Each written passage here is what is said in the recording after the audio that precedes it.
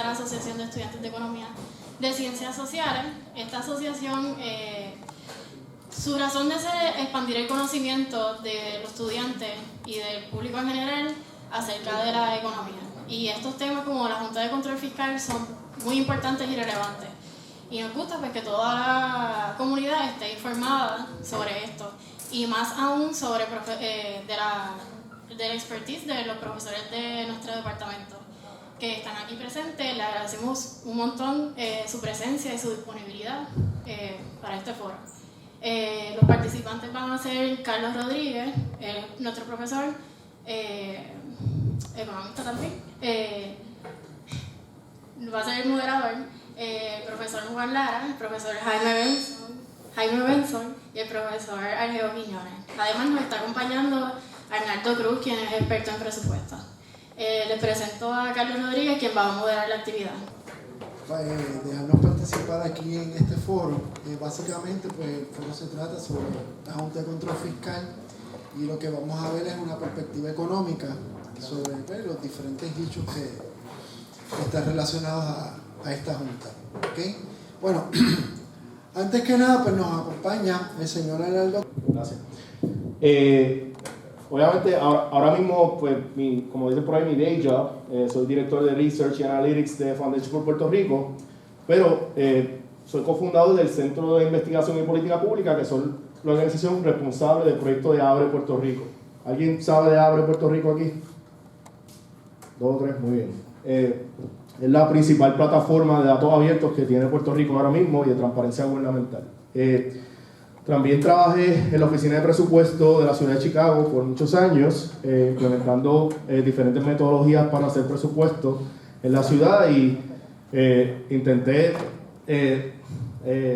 a través de una petición del presidente del Senado, desarrollar un sistema nuevo de evaluación de presupuesto en la legislatura y parte de esas anécdotas y experiencias que van a ver aquí pues tienen que ver con esa experiencia en particular. Además de que llevo 3 años con el proyecto de Abre Puerto Rico, que aboga por la transparencia gubernamental, y pues algunas de las cosas que van a ver van a ser sobre nuestra cruzada por la transparencia y el acceso a información en Puerto Rico, que no ha sido una falla. 4 elementos del plan fiscal asociados con presupuesto y datos e información: instalar un nuevo sistema de contabilidad y sistemas de información financiero, establecer un sistema central de tesorería, mejorar las decisiones económicas gubernamentales, implementar nuevas reglas presupuestarias. Después de mencionar todo esto, les pregunto qué vemos en común con estos 4 elementos. Lo que vemos en común es información, ¿verdad? Queremos tener un sistema de contabilidad y sistemas de información financiero robusto para poder producir informes de gastos recurrentes, inmediatos y confiables, ¿verdad? Y en esta área, pues el gobierno de Puerto Rico tiene unos serios problemas y los vamos a discutir ya mismo. Establecer un sistema central de tesorería, y como veremos prontamente, son uno de los problemas que tiene el gobierno de Puerto Rico, que no tiene un sistema central de tesorería. Tiene el Departamento de Hacienda, que está por encima del gobierno central, pero hay unas agencias de gobierno que no son parte de la tesorería central, y obviamente tenemos las corporaciones públicas de Puerto Rico que tienen su propia tesorería también y emiten sus propios cheques. Así que una de las cosas que se recomienda es que haya una tesorería central. Mejorar las decisiones económicas y gubernamentales, pues obviamente que el gobierno pueda, todas las decisiones que tome, pues estén fundamentadas en datos, información confiable. Y implementar reglas presupuestarias para que el presupuesto también esté fundamentado en información confiable. Así que todo esto que mencionamos aquí tiene ese denominador común, que son los datos y la información. La primera tiene que ver con transparencia. Hay información que el gobierno tiene y que no quiere dar. Eso pasa, eso no es el caso en todo el tiempo, y en muchas ocasiones no es el caso, eso varía de agencia entre agencia, pero hay información que tiene el gobierno que no se la quiere compartir a los ciudadanos. Un ejemplo de eso es la información que tiene PRISCO, que es la principal agencia para fomentar la industria. Esta corporación pública da dinero a compañías que se comprometen en generar dinero. Muchas de estas compañías ya tienen una exención contributiva y esa información la tienen en un buen sistema de información, pero no está disponible. Si yo quiero saber a quién PRISCO le ha dado dinero, a qué compañías le ha dado dinero, cuánto y en relación a cuántos empleos que se comprometieron, pues esa información ninguno de nosotros la tiene. Bueno, si alguien la tiene me lo vas a saber y yo la subo a nuestra página de Abre. Pero es información que el gobierno tiene y que no es pública, que no la hace pública. Lo otro que pasa es que no la tienen. Ustedes se sorprenderían la cantidad de información que el gobierno no recopila. ¿Sabes? Cuando yo empecé a hacer el proceso de evaluación de presupuesto en el Senado, pues yo hice un plan de trabajo basado en unos indicadores y unas métricas que usar para evaluar el desempeño de algunas agencias, y tenía una lista de información que le iba a pedir a ciertas agencias, y muchas de ellas, a mi sorpresa, las agencias no las recopilaban. Y no lo digo porque me dijeron, nada, eso no lo recopilamos, sino que yo tuve que ir dentro de estas agencias y hablar con los empleados de carrera, que son los que tienen la información de verdad en el gobierno sobre lo que pasa de día a día, y me di cuenta que hay mucha información que no se recopila. Un ejemplo de esa información es en el Departamento de la Familia. Las personas que reciben beneficios, ¿verdad?, del PAN o de estos programas federales, pues el Departamento de Familia, uno diría, bueno, deberíamos tener información de qué pasa con estos individuos si vuelven y regresan a recibir beneficencia social. Pues el Departamento de Familia no tiene un ejercicio, un proceso para saber si estas personas están retornando a recibir beneficencia social, cuando el programa se supone que esté adelantando de que estas personas puedan salir de la dependencia. Otra cosa que pasa es que el gobierno recopila la información, pero no la tiene en un formato que se pueda usar. Yo les digo, esto hace como un año o dos, un sinnúmero de agencias del gobierno todavía hacen las cosas en papel. Cosas importantes. Así que es un problema serio de que la información se está recopilando no usando los mejores procesos o sistemas disponibles. Un ejemplo de eso, el Departamento de Salud tiene una base de datos de todas las licencias que le ofrecen a los hospitales. Cada hospital o entidad que va a proveer servicios de salud tiene que obtener una licencia del Departamento de Salud, y ellos tienen una base de datos sobre todas esas organizaciones que se les ha dado esa licencia. Ellos tienen un sistema de información, pero no pueden o no podían en ese momento exportar la información en un formato que pudiera hacer algún tipo de análisis de cuántos hospitales tenemos por pueblo, cuántos hospitales tenemos por census tract, hacer una correlación entre beneficiarios del sistema de gobierno versus hospitales que tenemos, geolocalizarlo. O sea, nada de eso se puede hacer porque la agencia tiene la información, pero no la tiene un formato que permita hacer ese tipo de análisis. Lo otro que pasa es que las agencias no tienen la información, pero la tienen en diferentes, o sea, el gobierno, esto no es aquí en Puerto Rico nada más, yo tuve el privilegio de hacer consultoría en diferentes ciudades, y hay una tendencia de utilizar el Microsoft Excel como una base de datos, ¿verdad?, para usarla de una manera histórica, de mantener una base de datos de personas que sirves o transacciones, mantener eso en Excel. Tú tienes un montón de personas entrando datos en un dato de Excel, y eso va en contra de los principios de calidad de información, y pues tiene probabilidad de que vengan errores. A mí el Departamento de la Policía, no estoy cogiendo la policía de punto, pero había unos issues bien serios con sistemas de información. Ellos me dieron datos de incidencia criminal por distrito policíaco en Excel, y la información, como la habían hecho el sorting, no estaba machando el distrito policíaco correcto. Y eso es porque pues, alguien se puso a manejar la data Excel y aparecía distritos policíacos con una tasa de crimen mucho más alta de la que realmente era, porque se había cometido un error en el manejo de información. Así que el presupuesto se supone que sea un documento de planificación. Yo tengo unos objetivos, yo tengo unas estrategias, las defino, tengo unos indicadores, entonces decido cómo voy a distribuir recursos para cumplir con esos objetivos y esa estrategia. Pues eso no es el caso en Puerto Rico. En Puerto Rico el presupuesto se maneja principalmente como un documento de contabilidad.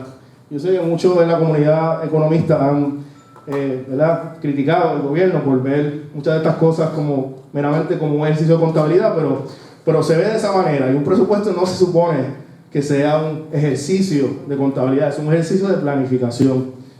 Y lo que pasa es que cuando tú tienes el presupuesto en Puerto Rico, tú asumes que todo lo que estaba el año pasado, esa es la base, y en esa base tú empiezas a decidir y aportar el dinero para poder cumplir con tus proyecciones de ingresos.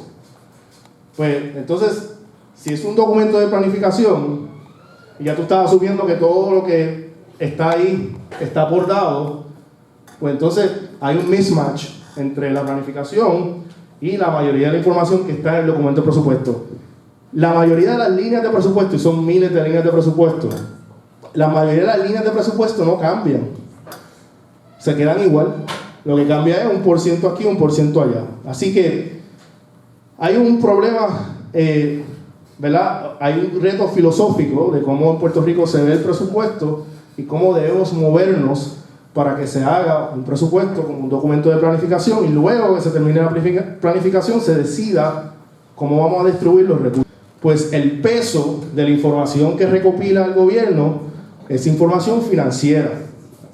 Esta otra información operacional o programática, bien poco. Yo puse ahí empty, es una exageración porque sí hay información programática y operacional que sí se colecta, pero si estamos hablando de que la información, el presupuesto es un documento de planificación, pues la información financiera y el peso que tiene el colectar información financiera debe machar la información programática y operacional que el gobierno recolecta y produce. Y ese no es el caso. El proceso de presupuestos es un proceso enfocado mayormente en la parte financiera, no en la parte programática, cuánta gente servimos, cuáles fueron los outcomes de esas personas que recibieron servicio. Nada de eso es parte del proceso de presupuesto, cuando debería ser. Pues está bien, pues es un ejercicio meramente financiero. ¿Cuántos chavos necesito? ¿Cuántos chavos tenía el año pasado? Si hay que cerrar una brecha, ¿qué por ciento debe cortar la agencia para poder cerrar esa brecha entre el ingreso y el gasto? Tú tienes el sistema de información del gobierno, que es, en ese momento se llama PRIFAS, que es el que maneja la tesorería y, ¿verdad? Paga a la gente y manda los cheques a los contratistas y todo eso. Pues ese sistema, que se supone que tenga toda la tesorería del gobierno, pues tiene un problema. Hay unas agencias claves del gobierno que están fuera. Eso quiere decir que si el gobierno, el Departamento de Hacienda quiere hacer un informe de gastos, tiene que pedirle información manualmente a esta otra agencia y hacer una reconciliación manual fuera del sistema central de tesorería. Así que ese es el problema número uno. Y no son unas agencias pequeñas, tiene salud y educación que son bastante grandes. Las corporaciones públicas tienen sus propios sistemas de contabilidad, la mayoría de ellas, y están fuera de la tesorería central. Así que cuando la Junta de Control Fiscal le pide unos informes al gobierno, de todo el gobierno, pues aquí pueden ver lo difícil que se le hace al gobierno central poder hacer algo tan sencillo en cuanto ha gastado todo el gobierno de Puerto Rico la semana pasada. No pueden hacerlo automáticamente, tienen que hacer un montón de ejercicios manuales, y por eso es que usualmente no lo hacen semanalmente, lo hacen every couple of months, if we're lucky. Ellos hacen ese ejercicio de consolidación.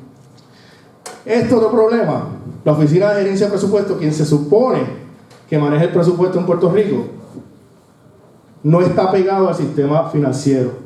Así que una cosa tan sencilla como hacer un budget versus action, el gobierno no puede hacer eso, porque tiene un modelo de sistema de presupuesto afuera, y el sistema de información financiera, el que recorta el gasto, está en otro módulo. Entonces, para ellos poder hacer eso, primero tienen que hacer la información de esta otra agencia y después macharla manualmente con la información del presupuesto.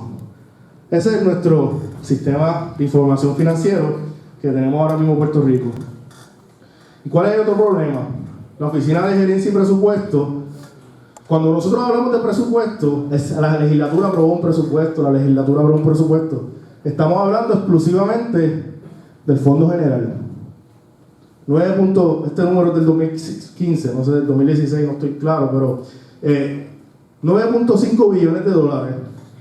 El presupuesto consolidado es de 28 billones de dólares. Así que la única partida que pasa por el proceso de evaluación de presupuesto es una tercera parte. 2/3 partes del gasto del gobierno no pasan por un proceso de evaluación de presupuesto. Así que esos dos problemas que les dije, los sistemas de información, el proceso de presupuesto, además de estar desconectado del sistema financiero, solamente representa una tercera parte del gasto. Y esto es lo último que voy a presentar, y después lo voy a dejar con un call to action. Esto es un diagrama, y perdón que no lo puedan ver bien, de los hospitales públicos que tiene Puerto Rico, porque sí, tenemos hospitales públicos todavía. El Departamento de Salud tiene 3 hospitales, el universitario, el pediátrico y el regional de Bayamón. Y esos hospitales son parte del Departamento de Salud. Y a pesar de que son parte del Departamento de Salud, pues son unidades aparte. Ni los sistemas de compra son unificados, sino que todo funciona como unidades completamente alejadas de una de la otra. No están ni en el mismo sistema de contabilidad. A eso tú le añades el centro médico, que es el que todos conocemos, y eso es parte de una corporación pública, eso es otro hospital. Y eso ellos corren con su propia contabilidad, con su propio sistema, con su propia planificación. Es más, el centro médico, el hospital del centro médico tiene peleas con los hospitales de salud y se tiran pacientes el uno al otro. No hay una manera de cuando empiece el año, como todos vamos a asegurar que proveemos el mejor servicio de salud público a los puertorriqueños. Nada de eso pasa porque cada uno está en su propia kiosco. ¿Por qué les enseño esto para terminar? Porque esto está así hace 800 años. Y cada vez que empezamos el proceso de presupuesto, asumimos que esto es la base. Y esto es solamente un microcombo de otras áreas de gobierno que están así o peor. Pero como nuestro proceso de presupuesto es asumir lo que hicimos el año pasado como base y vamos a ver qué cortamos y qué quitamos para cubrir una brecha entre el ingreso y el gasto, pues seguimos con esto por los últimos 20, 30 años. Y por eso es que no hay cambios estructurales en nuestro gobierno. Termino con el call to action. Se supone que hablara de la Junta de Control Fiscal, ¿verdad? No hable de eso. Pero la razón por yo no sé lo que va a hacer la Junta de Control Fiscal. No sabemos, hay una ley, puede ser que haga unas cosas, puede ser que haga otras. Hay unos issues serios y estructurales en el gobierno. Yo no estoy diciendo que los va a resolver la Junta o no sé. Ese no es el punto. Hace 3 años, antes de yo mudarme a Puerto Rico, yo era un puertorriqueño que estaba en Chicago y estaba preocupado por la transparencia gubernamental. Y yo quería abonar al debate de política pública y empecé a buscar información en el internet allá de Chicago con otros compañeros puertorriqueños y nos dimos cuenta que no había información. ¿Y qué hicimos nosotros?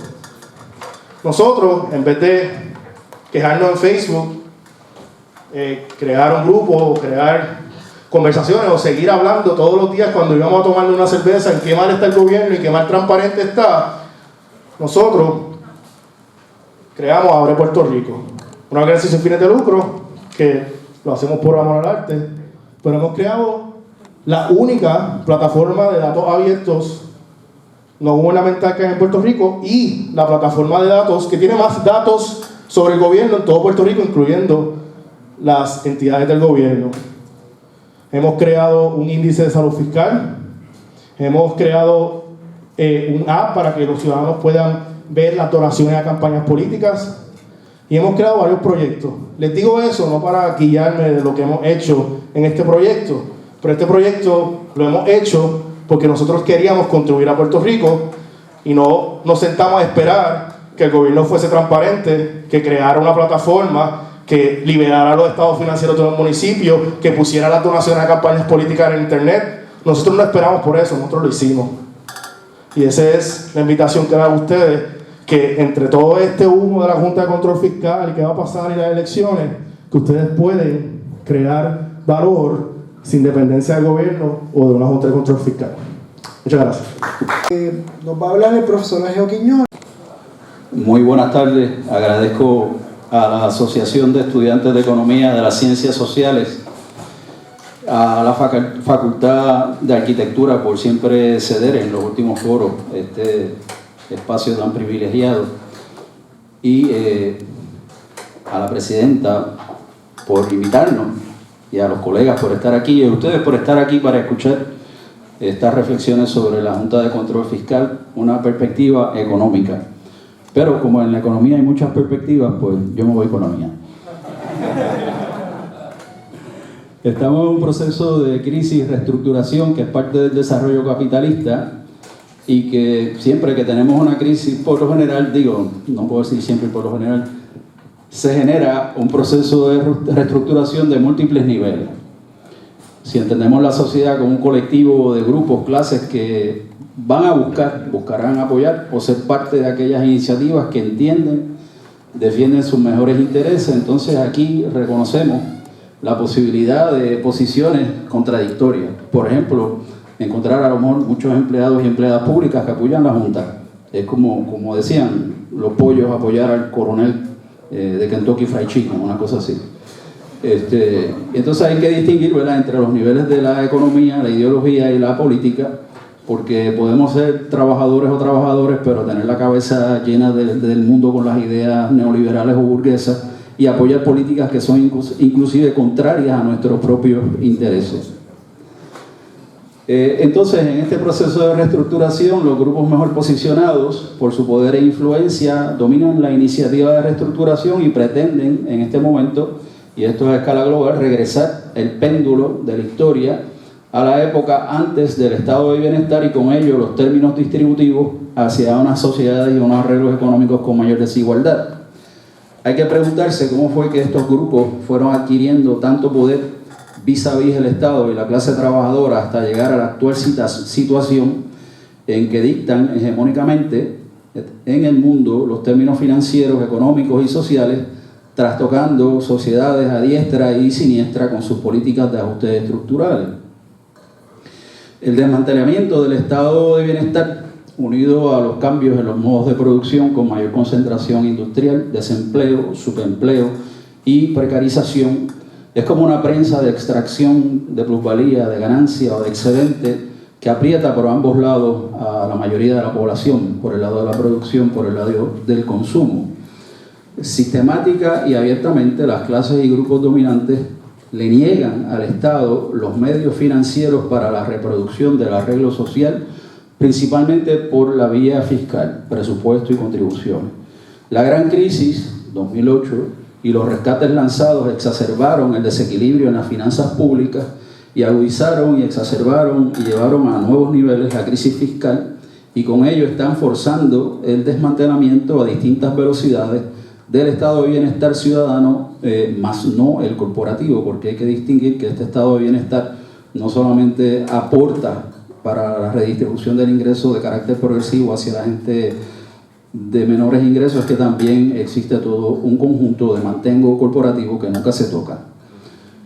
Para lograr avanzar las posiciones de las clases y los grupos durante el proceso de reestructuración, se elaboran propuestas que podemos considerar como estrategias de desarrollo en y fuera del capitalismo como lo conocemos. Cuando las relaciones de poder son totalmente adversas, como es el caso de Puerto Rico ahora mismo, la tarea consiste a plazo inmediato en minimizar pérdidas y mantener posibilidades de desarrollo, porque el neoliberalismo, como piensan algunos por ahí, no está moribundo. Alguna gente piensa que la crisis de 2008 fue como que el inicio del final, pero no necesariamente es así, y además la bestia cuando está herida es más peligrosa todavía. Aquí una cita de Todaro, autor de uno de los principales libros sobre desarrollo económico, que nos dice, miren, en última instancia, y esto es un problema de desarrollo, el desarrollo se debe contemplar más allá de los aspectos materiales y financieros de la vida de los pueblos. Debe percibirse como proceso multidimensional que envuelve la reorganización y reorientación de la totalidad de los sistemas económicos y sociales. Por ejemplo, los ejemplos de presupuesto y todo esto que estaban presentando, pues esto es una reestructuración que va más allá de una fase técnica, tiene que ver con una forma de hacer las cosas que está muy enraizada culturalmente, y además la opacidad tiene ciertos propósitos en nuestro sistema. Además de avances en la producción y el ingreso, el desarrollo típicamente envuelve cambios radicales en las estructuras institucionales. Por ejemplo, se habla de Hacienda. Pues ha habido un cambio institucional importantísimo, han perdido 2.000 plazas y la memoria institucional, de acuerdo al secretario de Hacienda. Eso ha sido un cambio radical adverso para la situación de Puerto Rico en este momento de crisis fiscal, ¿verdad? Además, en las sociales, administrativas, así como también en las actitudes populares y hasta en las costumbres y la creencia, porque existe algo que se llama cultura económica. No lo estudiamos en economía, pero la antropología tiene todo un área de antropología económica muy interesante. Gabriel Palma nos dice que el desarrollo capitalista, que es de lo que estamos hablando aquí, y que incluye las crisis, es esencialmente un proceso de acumulación de capital, el cual, a medida que evoluciona, produce cambios en la composición de las fuerzas productivas, la asignación de recursos, las relaciones de clase y el carácter del Estado. Un proceso que, a medida que evoluciona, genera modificaciones en las diferentes estructuras sociales. La narrativa oficial aquí en Puerto Rico en este momento sostiene que, de una manera muy simplista, porque ante problemas complejos muchas veces buscamos explicaciones simplistas, ¿verdad?, para no complicar la cosa. Sin embargo, estamos en la época de la complejidad, ¿verdad?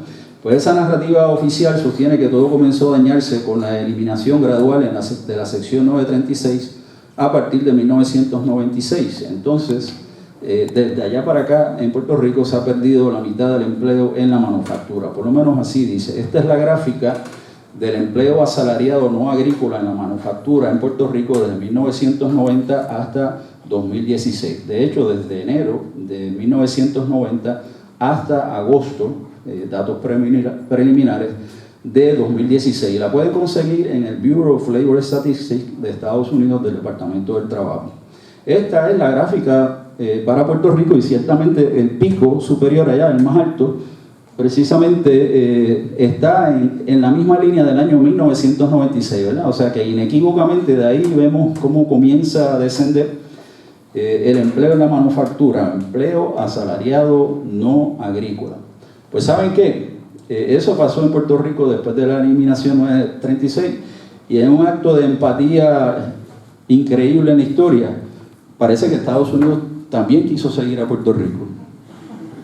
Porque esa es la del empleo asalariado no agrícola en la manufactura en los Estados Unidos. Lo único que el pico del empleo en la manufactura en ese país se alcanzó en 1998, y de ahí, eso es 2 años después del de Puerto Rico, de ahí en adelante comenzó a descender, perdió aproximadamente 6 millones de empleos, casi una tercera parte de la base de empleo de la manufactura, de manera que las fuerzas que operan detrás del proceso de desindustrialización en Puerto Rico y en Estados Unidos, por mucho van más allá de la sección 936, hay que investigarla, y no se puede ser tan simplista, porque si aceptamos la explicación de que fue la eliminación de la sección 936 y decimos, pues vamos por la 245A, qué bueno, nos estamos llamando a un engaño.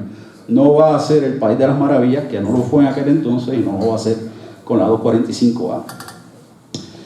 Según sus proponentes, la sección 245A sería una buena herramienta de desarrollo, como supuestamente fue la 936, pero hay que fijarse que ahora, con la multa que le impuso la Comisión Europea a la compañía Apple, que tiene base de operaciones europeas en Irlanda, pues la Comisión Europea le impuso multa porque junto con el gobierno de Irlanda estaban subestimando las contribuciones y dejaron de pagar esa cantidad, entiende la Comisión Europea. Y entonces ahora Apple está manifestando su deseo de sacar todas esas ganancias que tiene en Europa para llevarlas a Estados Unidos, con el único problema que la tasa de entrada contributiva, ¿verdad?, para repatriar ganancias es de 35%, y entonces pues el proyecto 245A está proponiendo, ¿verdad?, que esa tasa contributiva sea mucho menor, quizás como fue en el 2004 con el American Job Creation Act, que la bajaron de 35 a 5.2% para traer cientos de miles de millones de dólares. De hecho, algunos estimados andan por los trillones, pero eso lo dejo ahí. Si se diera esa sección 245A, pues un enorme torrente financiero pasaría por Puerto Rico, pero no para quedarse. Esto sería un puesto de peaje, y a lo mejor le podemos cobrar un peaje, a lo mejor podemos ingresar un poco más de dinero en las arcas de Hacienda, pero cuidado, somos altamente dependientes ya de estos fondos de estas corporaciones, como lo demuestra los fondos del arbitrio del 4% a las compañías foráneas, que actualmente representan 21% de los ingresos netos al Fondo General. Así que, ¿quiénes se beneficiarían principalmente de lograr esto, de que este torrente pasara por aquí? Pues el sector financiero. Estoy diciendo quizás algunas contribuciones, pero no creo que podamos pensar en inversión de largo plazo, que es lo que más nos conviene en este momento. Las dimensiones de la crisis son en cierta medida interesantes, porque en el sector de la manufactura encontramos que es el sector industrial con mayor aportación al Producto Interno Bruto, con un 46.9% según los datos preliminares para 2015, y eso a pesar de la caída de la mitad del empleo en el sector de la manufactura.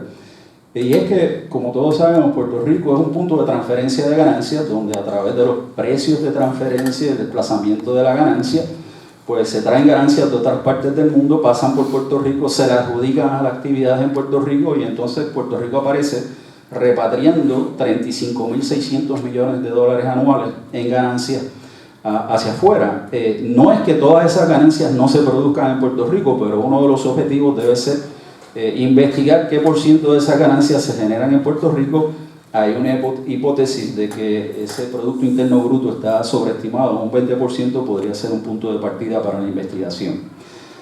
Bien, me gustaría ahora pasar al tema de la economía política, de una economía rentista, artículo escrito por doña Anna Kruger, 1974, y es que la búsqueda de la renta como un ingreso pasivo, como serían los señores feudales en aquella época, que eran dueños de la tierra y también tenían propiedad sobre la vida de los siervos, y por eso cobraban, por el uso de la tierra, era un ingreso pasivo.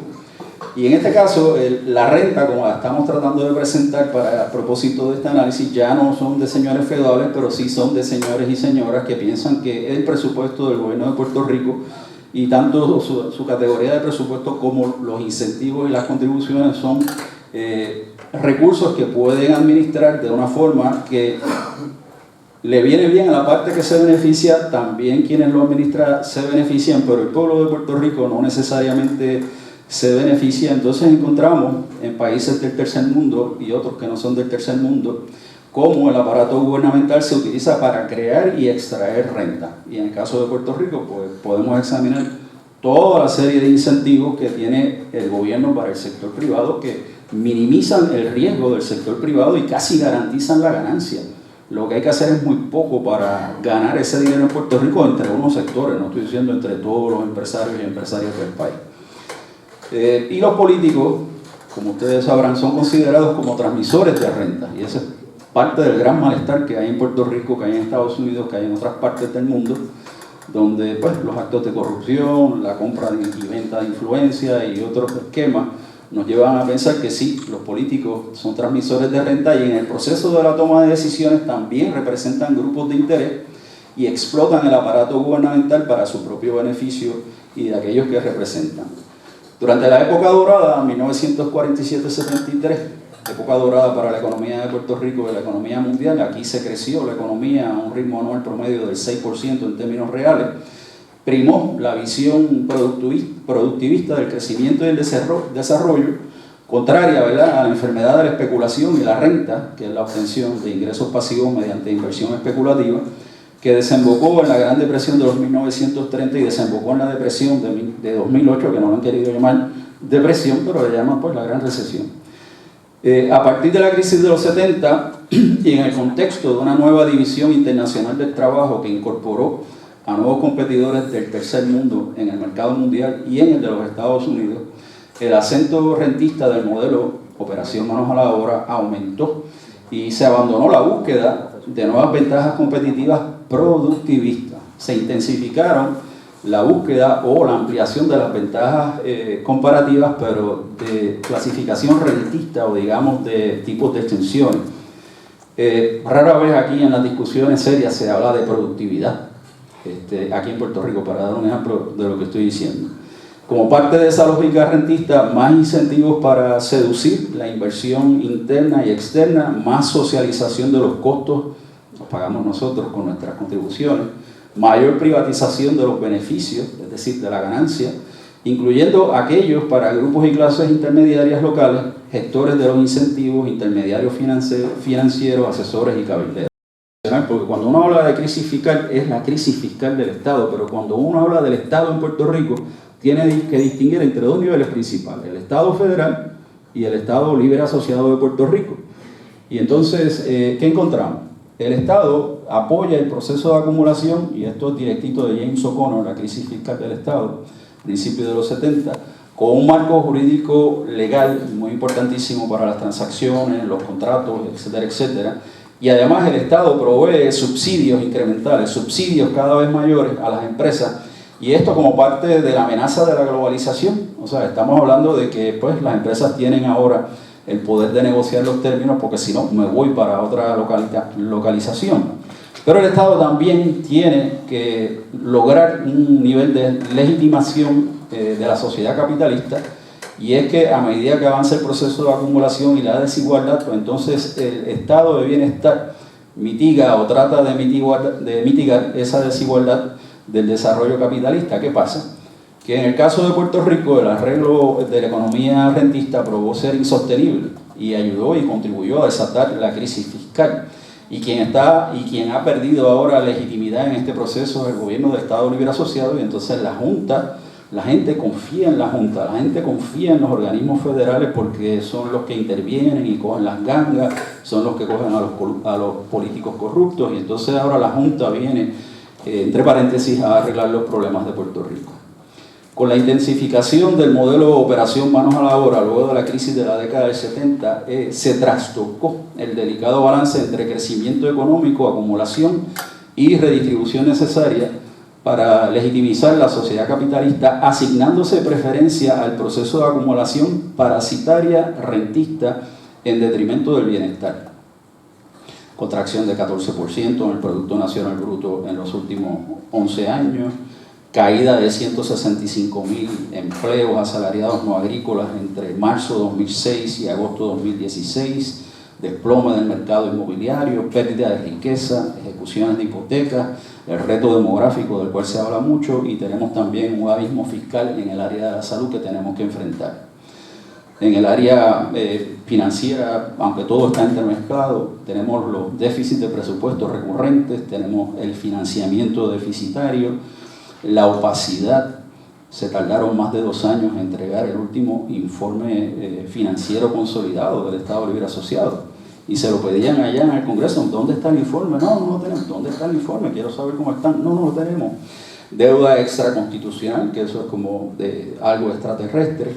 Acumulación de la deuda pública, superó la tasa de crecimiento, nos fuimos endeudando más allá de nuestra capacidad cada vez más.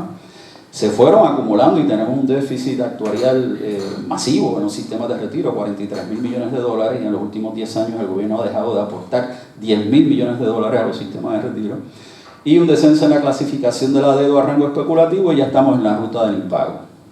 Esto a pesar, fíjense, todo esto a pesar de que más de 40.000 millones de dólares fluyeron adicionales a todo lo que todos los años fluye por la economía de Puerto Rico, más de 40.000 millones de dólares adicionales fueron inyectados en la economía de Puerto Rico durante el periodo 2006-2016. ¿Cuáles? Estímulo fiscal Bush, verano 2008, las emisiones de IBU Cofina que alcanzan los 16.000 millones de dólares, más los chavos que le deja el IBU ya una vez se sirve la deuda de Cofina.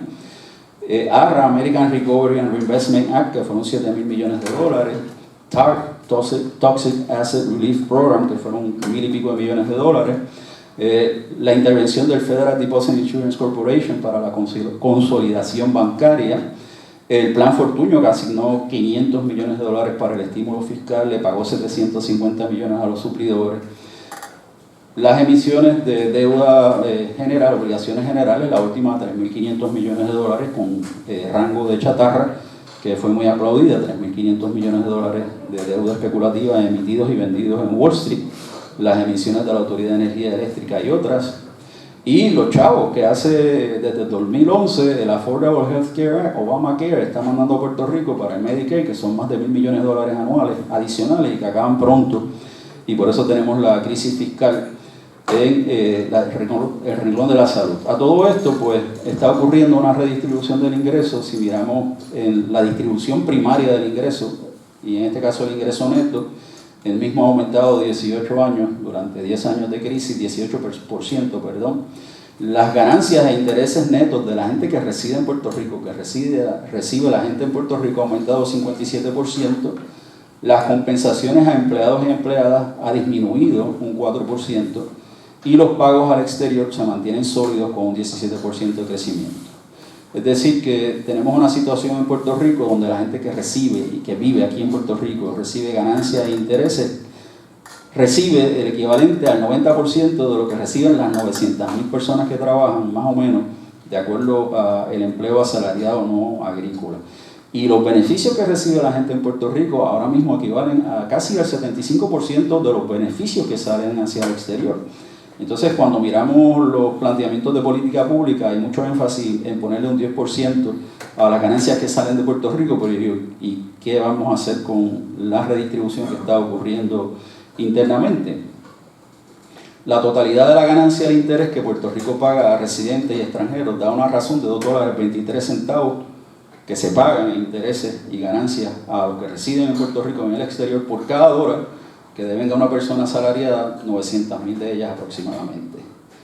Mientras se impone una junta fiscal para enderezar las finanzas públicas mediante un abarcador y profundo ajuste estructural, o debo decir mientras, o sea, ocurre todo esto, se nos está aplicando este proceso de la junta basado en el falso paradigma de la austeridad compartida.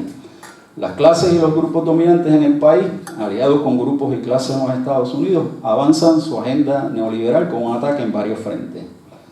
Más concesiones en el mercado laboral, más tratos contributivos favorables, más compras o arriendos de activos públicos y privados a precios de ganga, menor reglamentación y más procesos expeditos o fast track, menor tamaño del gobierno y su fuerza laboral, mayor disponibilidad de mano de obra barata por vía del efecto multiplicador en el sector privado. Sabemos ya, ¿verdad?, que si empiezan a votar o reducir jornada en el sector público, esto, además de causar estrago en el sector público, se transmite al sector privado y se amplía el efecto. Mayor emigración, lo cual limita el alcance del ajuste fiscal y laboral, porque si la gente no pudiera emigrar, pues pasarían dos cosas. Una, tendríamos que estar dispuestos a trabajar por muchísimo menos de lo que hacemos, y segundo, estaríamos dispuestos a explotar políticamente en algún momento.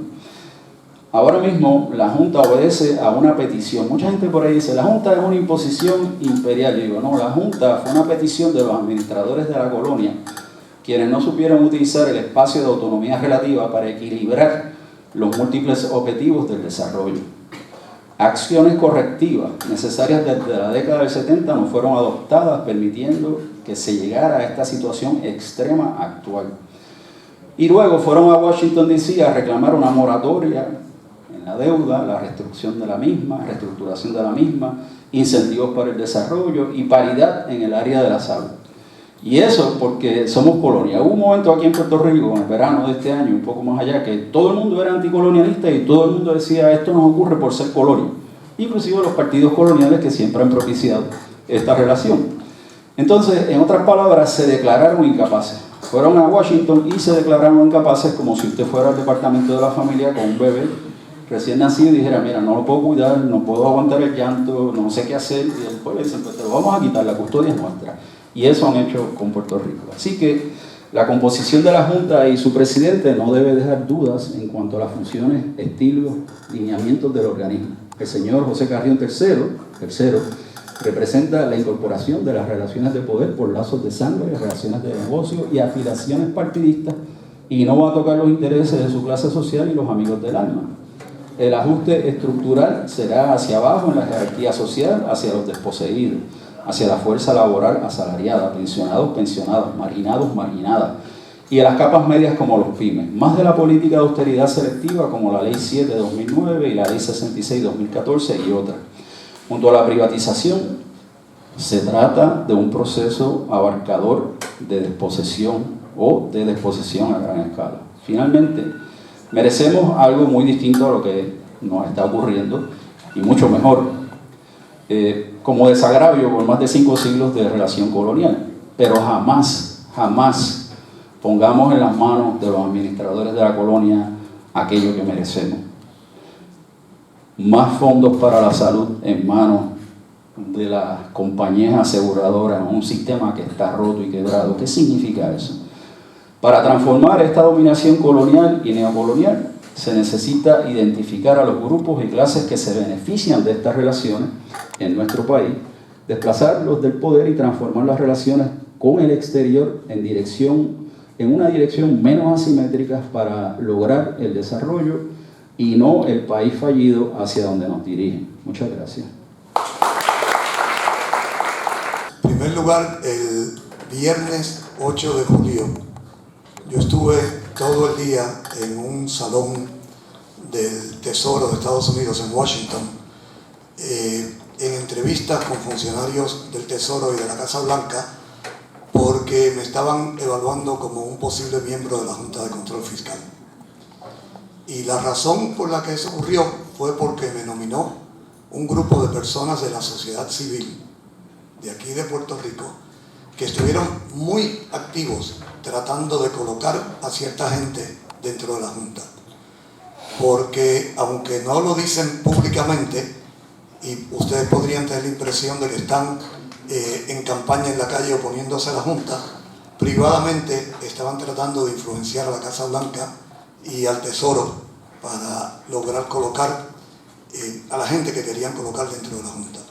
No lo lograron, pero lo intentaron. Así que con esto lo que les quiero decir es que hay ya una disposición desde hace tiempo de un sector amplio de Puerto Rico de ver cómo le dan la vuelta a esta Junta sin tener que chocar frontalmente con ella, porque no piensan que esa va a ser una estrategia viable. El otro disclaimer es que yo estuve trabajando también en Washington, también durante el verano, y esto durante los pasados 2 años, con un grupo de especialistas contributivos de Estados Unidos que fueron los que diseñaron la sección 245A, la propuesta de la sección 245A, y en un momento necesitaban trabajar con gente de Puerto Rico y me pidieron a mí que estuviera en los grupos donde se estaba discutiendo esto. Ese es un tema muy complicado del que podríamos hablar un poquito si tuviéramos el tiempo, pero yo creo que realmente requeriría un foro. Esta Junta de Control Fiscal ya está aquí, es un hecho. Desde hace poco más de 6 meses ya se sabía que esa Junta venía, que eso iba a ser inevitable. El gobierno de Puerto Rico, después de que nos degradaron la deuda al nivel de chatarra y se nos cerró totalmente el acceso a los mercados financieros y se cerraron todas las posibilidades de tener una renegociación voluntaria y amigable de la deuda pública del gobierno y de las corporaciones públicas, una vez que todas esas puertas se cerraron, el gobierno de Puerto Rico acudió al Tesoro y a la Casa Blanca a pedir ayuda. Y lo que querían básicamente, inicialmente, era que se le asignaran más fondos a Puerto Rico y que se permitiera que las entidades del sector público de Puerto Rico pudieran acogerse al capítulo 9 de la Ley Federal de Quiebras. Lo que ocurrió fue que el Tesoro y la Casa Blanca dijeron categóricamente que no iba a haber ningún programa de rescate para Puerto Rico, que no iba a haber fondos directos asignados para ayudar a Puerto Rico, y además que el Tesoro y la Casa Blanca veían esto como una responsabilidad primordialmente del Congreso, porque los territorios de Estados Unidos están primordialmente bajo la responsabilidad del Poder Legislativo y no del Poder Ejecutivo. Y lo que ocurrió cuando caímos en manos del Congreso, de un Congreso republicano de extrema derecha, fue básicamente que asumieron una actitud punitiva con Puerto Rico, una actitud en principio mucho más favorable a los bonistas que al gobierno de Puerto Rico o al pueblo de Puerto Rico, y terminamos con una Junta de Control Fiscal aquí. Ya tenemos la Junta y tiene una encomienda de hacer básicamente 4 cosas. La primera es estabilizar las finanzas públicas de Puerto Rico, balancear el presupuesto. Se supone que van a estar aquí hasta que hayan logrado que Puerto Rico tenga 4 presupuestos balanceados consecutivos. Es muy poco probable que eso ocurra en 4 años. Así que estamos hablando de que esta Junta va a estar aquí durante todo este próximo cuatrenio gubernamental y parte del siguiente, como mínimo. Balancear el presupuesto, renegociar o supervisar más bien, porque no son ellos quienes lo van a renegociar, sino supervisar y encaminar la renegociación de la deuda pública de Puerto Rico. Asegurarse de que haya un financiamiento adecuado de los sistemas de pensiones del sector gubernamental, que estamos básicamente hablando de las pensiones de los empleados de la administración pública y del sistema de retiro de maestros. Y el cuarto, añadido al final, por presiones de muchos grupos, identificar algunas maneras de detener la caída de la economía de Puerto Rico y crear un nuevo proceso de crecimiento económico sostenido en el país después de 10 años y pico de depresión económica que, como ustedes saben, todavía continúa. Esta Junta, por la forma en que está constituida, por su naturaleza y por la composición que tiene, pero por su mandato legal, mucho de lo que haga y de cómo lo haga va a depender de la gente que estén ahí. Y por eso en parte es que grupos de la sociedad civil de Puerto Rico, cuando de la Casa Blanca le dijeron hay la posibilidad de que podamos acomodar a alguna gente que ustedes nos recomienden, ellos inmediatamente empezaron a recomendar personas. Que yo sepa, no lograron meter ni a uno solo. Ninguna de las 7 personas que están en esa Junta, creo yo, que haya sido recomendada por los grupos de la sociedad civil acá. Aunque sé que recomendaron a muchos y yo no fui el único entrevistado. Me consta que otras personas de aquí también estuvieron en ese proceso. Entonces, en parte, en gran medida, lo que esta Junta haga va a depender de su composición, que ya sabemos cuál es, y Argeo lo explicó muy claramente, pero va a depender también de cómo el pueblo puertorriqueño interactúe con esta Junta. Y en mi opinión eso es lo más importante que está por definirse. ¿Cómo van ellos a estabilizar el presupuesto del gobierno, que es de todas las tareas la más fácil? De todas las tareas que tienen que hacer, esta es la más sencilla. Porque para balancear un presupuesto usted tiene que aumentar los ingresos o recortar los gastos. Y esta gente lo que van a hacer es que van a recortar gastos a rajatabla, incluyendo aquí en la Universidad de Puerto Rico, y van a balancear el presupuesto con recortes. ¿Cómo van a encaminar la renegociación de la deuda pública?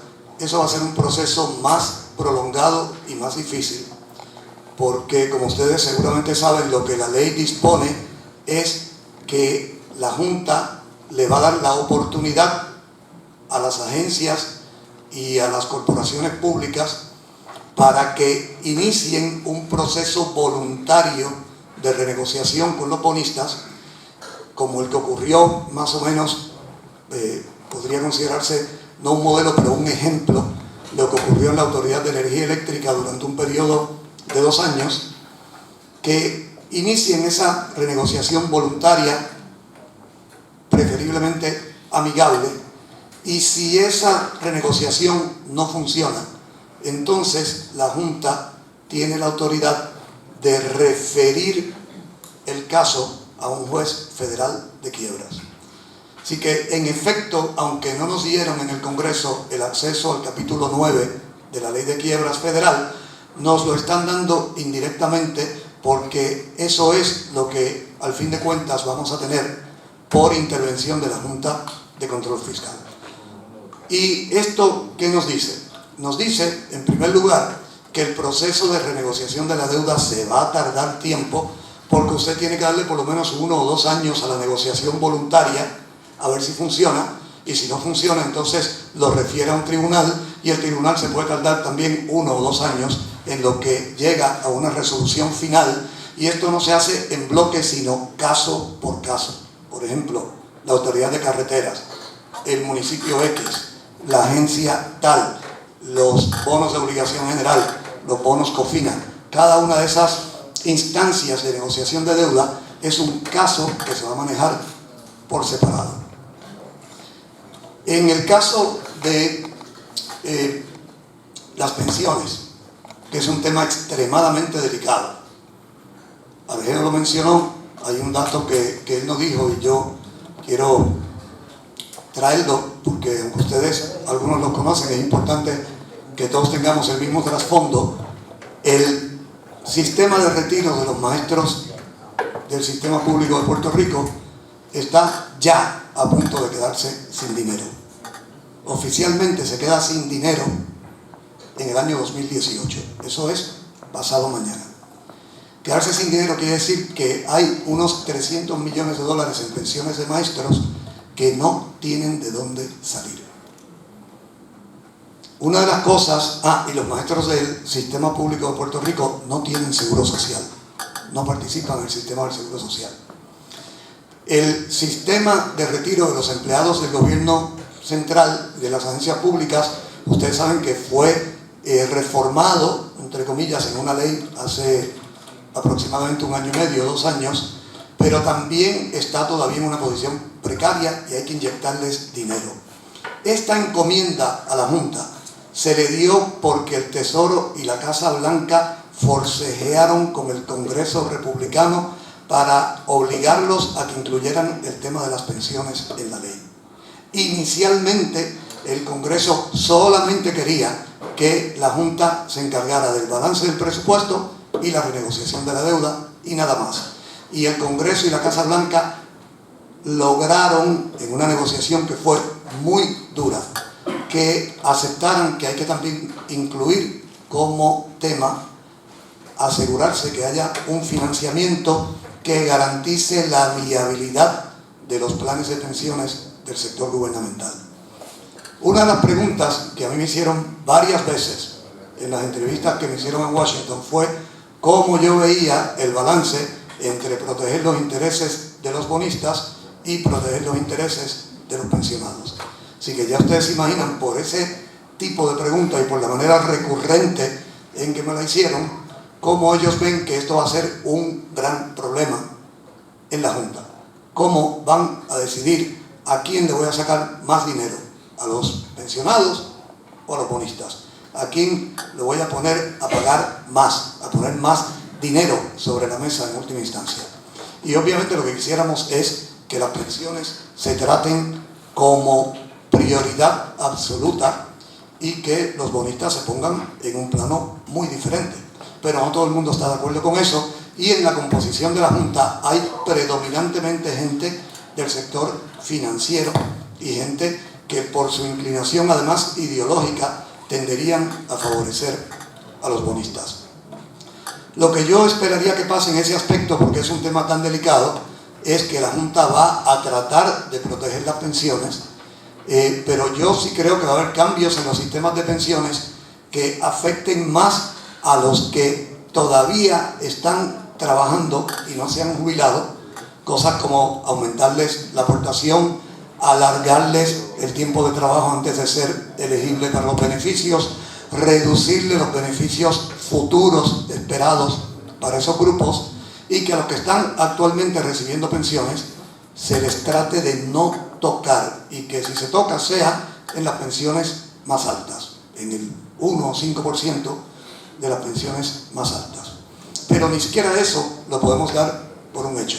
Esa es una de las cosas en las que yo creo que vamos a tener que estar presionando a esta Junta para asegurarnos que no se cargue demasiado en contra de los intereses de los pensionados. Y en el tema de desarrollo económico es donde yo esperaría que van a ser menos. Es el área donde yo creo que su contribución o su trabajo va a ser verdaderamente mínimo. Ahí creo que se van a concentrar en ayudar a presionar al Congreso para que aumente las aportaciones en el programa Medicaid, que nos traiga a la paridad con el Medicaid. Eso significaría una aportación sustancial de dinero nuevo para el erario de Puerto Rico, y significaría que del área de la salud entonces se pueden liberar fondos que van para otro lado. Alguna gente en la Junta va a querer que esos fondos que se liberen vayan a los bonistas. Tenemos también que estar atentos a que la mayor parte de ese dinero que se libere por el aumento en los fondos de Medicaid no se le entregue sencillamente a los bonistas en la renegociación, sino que se reparta más equitativamente para diferentes prioridades del gobierno y del país. Y de ahí es que sale, y esto lo intercalo como un paréntesis, de ahí es que sale este tema de la propuesta 245A, porque en un momento se debatió la posibilidad de que el Congreso actuara bajo la ley promesa para crear un incentivo de desarrollo económico para Puerto Rico, y cuando se hizo evidente que eso no iba a ocurrir bajo la ley promesa, entonces se empezó a trabajar con un proyecto paralelo, directamente cabildeando en el Congreso, con gente en el Congreso que habían expresado cierto interés en eso, y de ahí fue que salió la propuesta de la sección 245A, que, como les digo, es un tema que tomaría mucho tiempo explicarlo y requiere una sesión por su propio derecho. Bueno, ¿qué yo creo que vamos a ver? Ya les he dicho lo que yo pienso que la Junta va a hacer y cómo se va a enfocar. Obviamente vamos a ver un periodo muy intenso de austeridad en los próximos 2 o 3 años, y eso va a tener, entre otras cosas, el efecto de profundizar dramáticamente la recesión en nuestra economía. Va a haber un aumento bastante más fuerte del que hemos visto en el desempleo, y obviamente va a haber un aumento también en la oleada de migración hacia afuera de Puerto Rico. Si el trabajo de la Junta funciona, y funcionar no quiere decir que nos traten con guantes de seda, funcionar quiere decir que cuando esa gente terminen y se vayan de aquí, tenemos un presupuesto estable en el gobierno de Puerto Rico, y tenemos un perfil de servicio de la deuda manejable y sostenible. Con eso ya cambiaría dramáticamente nuestra situación. Si lograran eso, y si lograran además conseguirnos paridad en los fondos de Medicaid y algún otro tipo de aportación federal, podríamos, dentro de unos 4 años y de ahí en adelante, empezar a ver una mejoría en la economía de Puerto Rico. Pero va a ser después de un periodo de ajuste muy, muy duro. Y ese es el escenario optimista. Porque existe claramente la posibilidad de que la Junta no haga su trabajo con 90 o 80% de efectividad, y que de aquí a 4 o 5 años nos veamos en una situación todavía de crisis. Que pues unas felicitaciones, ese es el espíritu universitario de pluralidad democrática, así que un reconocimiento a la asociación. Yo tengo algo escrito, lo voy a leer. Titulé la ponencia La Ley de Promesa de la Junta de Supervisión Fiscal Federal, antecedentes e implicaciones. Entiendo que es una junta de supervisión, no solo porque se llame así por ley, sino por sus funciones como están designadas en la ley. A diferencia, por ejemplo, de la Junta de Control que se estableció en Washington, D.C., donde se tomó control directo del Poder Ejecutivo y de la Asamblea Municipal de esa ciudad, de configurar los presupuestos, aprobar los presupuestos, es decir, tomaron control. Esta, por otro lado, es una junta que establece los parámetros, supervisa, fiscaliza. El gobierno local retiene el poder de confeccionar los presupuestos, de aprobarlos. Claro, esta junta tiene poder de veto,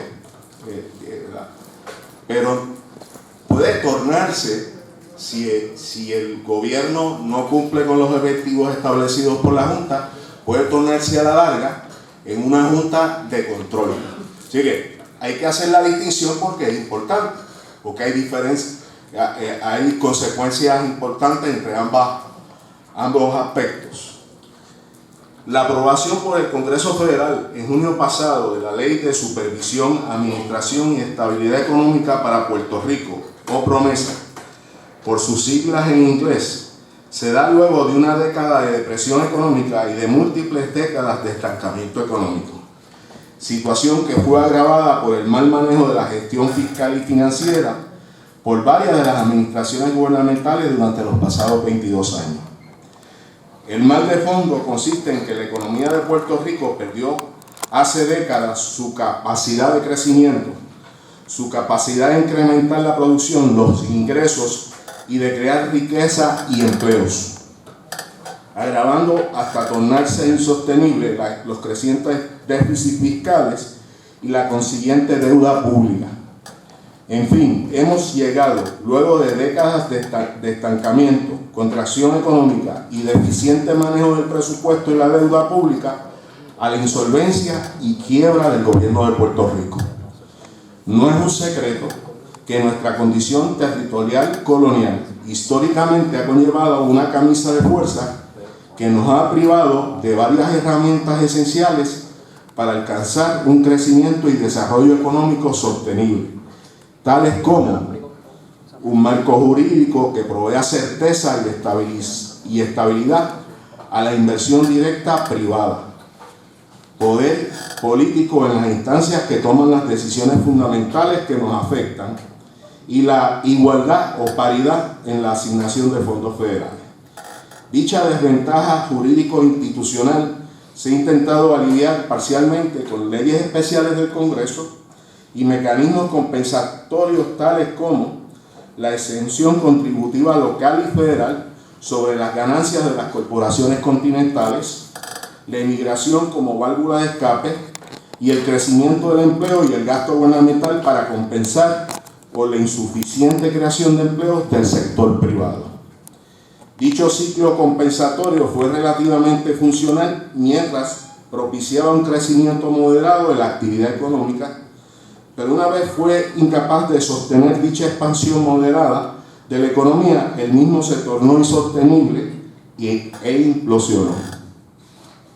Con la entrada en escena de la globalización de la producción, el comercio y las finanzas desde principios de la década de los 80 en el siglo pasado y la consiguiente pérdida de nuestro acceso exclusivo y privilegiado al mercado continental estadounidense, dicho ciclo compensatorio de exención contributiva local y federal, acompañada por el incremento en el gasto y en el empleo gubernamental, ya para comienzos de la década del 90 comenzó a dar muestras de desgaste, por lo que tuvo que ser complementada por el esquema neo-keynesiano de los megaproyectos de infraestructura de la administración de Pedro Rosselló, para compensar por la deficiencia en la creación de empleos e impulso a la actividad económica basada en la sección 936 del Código de Rentas Internas Federal. La exención impositiva local y federal a las ganancias corporativas de las empresas farmacéuticas, las electrónicas y las de instrumentos profesionales del esquema 936 perpetúa el carácter de enclave de la economía de Puerto Rico al acentuar la falta de eslabonamientos industriales traseros y delanteros de dichas empresas transnacionales con la economía local.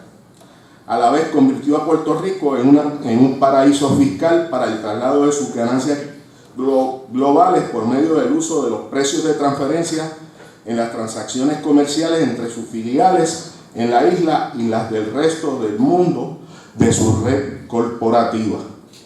La sangría de recaudos para el fisco local y federal que conllevó convertir a Puerto Rico en un paraíso fiscal para sus ganancias globales, más la deficiencia en la expansión de la actividad económica y creación de empleos, al acentuar el carácter de enclave de nuestra economía, se compensó en un inicio con inversión pública financiada con la emisión de deuda pública hasta el comienzo del milenio, y luego aumentando la carga contributiva sobre los consumidores y las empresas locales.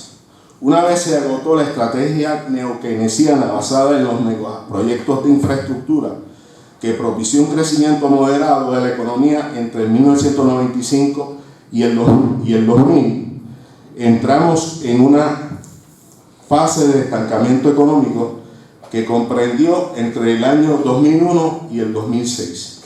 En dicho periodo se comienzan a formar crecientes déficits presupuestarios primarios que son financiados por la emisión de deuda pública.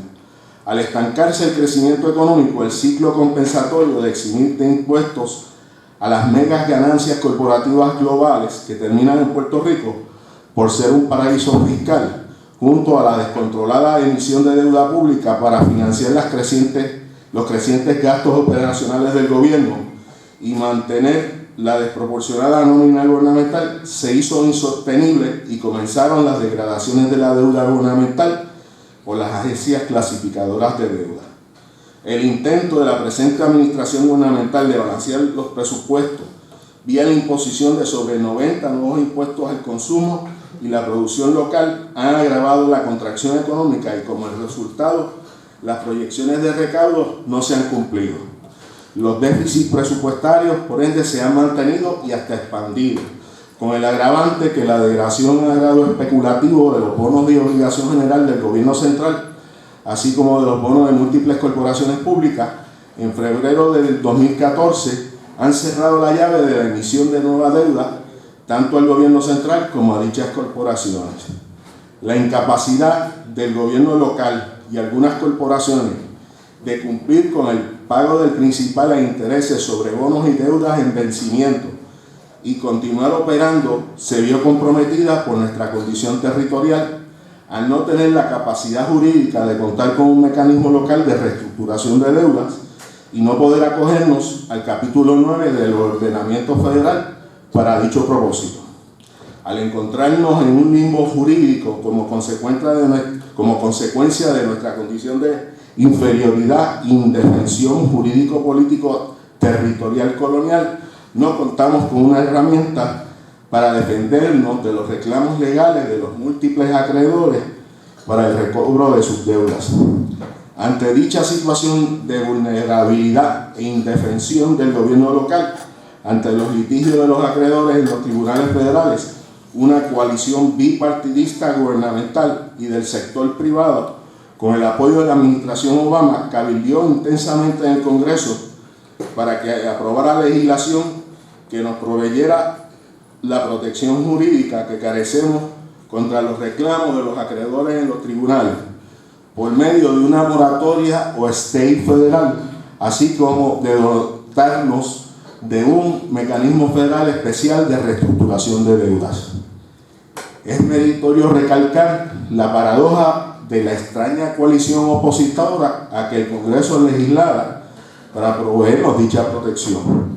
A nivel federal, los fondos de cobertura, o los llamados fondos buitres, y los congresistas republicanos más conservadores, o los miembros del Tea Party, en el plano local, El independentismo y la extrema izquierda también se movilizaron militantemente contra la aprobación de una legislación federal que nos protegiera contra las demandas de los acreedores y nos proveyera un mecanismo de reestructuración de deudas. Los primeros bajo el argumento que dicha legislación representaba un bailout o rescate de los contribuyentes continentales de Puerto Rico. Los segundos bajo el argumento que dicha legislación favorece a los fondos buitres en el recobro de sus deudas, imponiéndonos un proceso de reestructuración de deudas de austeridad draconiana y una dictadura neoliberal por medio de una Junta Federal de Control Fiscal, integrada por funcionarios no electos por nosotros. Afortunadamente, no pese a la oposición de los fondos buitres y los Tea Party a la legislación de promesa, la misma se convirtió en ley el 30 de junio al ser firmada por el presidente Obama. La misma, tan pronto entró en efecto, activó una moratoria o stay contra las demandas de los acreedores reclamando el pago de deudas vencidas por el gobierno local y las corporaciones públicas, retroactivo a las demandas incoadas desde diciembre del 2015. Es meritorio recalcar el escenario de caos y los recortes draconianos que se hubiera suscitado de no haberse aprobado promesa.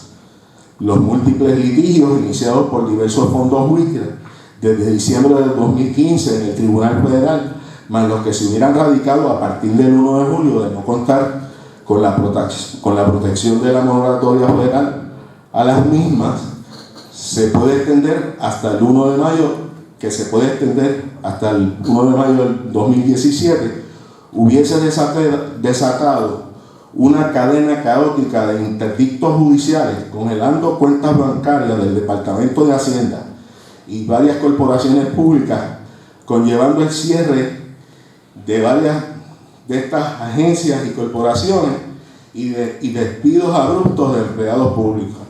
A la vez hubiese amenazado la disponibilidad de los fondos de los sistemas de retiro y por consiguiente el cobro de las pensiones por las personas retiradas. Aquellos acreedores con bufetes de abogados más poderosos o los fondos buitres hubiesen radicado primero sus pleitos y logrado primero el recobro de sus bonos. Por algo se oponían vehementemente a promesa, pues impone una moratoria y provee un mecanismo ordenado de reestructuración de deudas en el que se tienen que poner en fila con los demás acreedores para el recobro de sus deudas. Es importante destacar la protección a los servicios esenciales y a los sistemas de retiro gubernamentales que le requiere la ley promesa al gobierno en la elaboración de su plan fiscal de 5 años. En la sección 201B1 exige que se asegure el financiamiento de los servicios esenciales. 2. Que se provea fondos adecuados a los sistemas de pensiones públicas. Además, en el punto 6 de la misma sección requiere que el plan fiscal provea para las inversiones y gastos de capital para promover el crecimiento económico. Respecto a este último objetivo, le confiere al gobernador el poder de nombrar, luego de su aprobación por la Junta, un coordinador de revitalización que estará a cargo de proponer y evaluar proyectos críticos de infraestructura, enfatizando aquellos que reduzcan nuestra dependencia de la quema de petróleo para la generación de energía y que incrementen el uso del gas natural con una transición a la adopción plena de fuentes de energía